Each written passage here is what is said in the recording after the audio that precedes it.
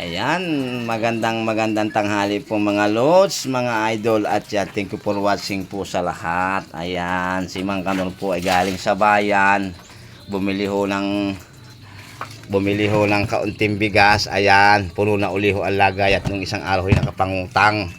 Bago areho ay may bumili ho ng yan, mais, at bumili ho ng ganun pinalalambot, karning baka ho. Kahit hindi ho makabayad sa utang sa mangyan, ay kahit papaano ho kami ho ay lalasa na medyo masarap-sarap.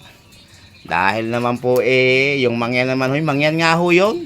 Kaya ho ay hindi na dapat ho bayaran. Kaya ay bibili na lang ho namin ng masarap na ulam. O ayan mga guys, yun naman po ay joke-joke lang. Pero talagang totoo po yung ako si Mang Kanor po ay may utang sa mangyan. Ayan, salamat po marami sa inyo at thank you for watching po sa lahat-lahat. Simpleng tao lamang at simpleng buhay. Ayan.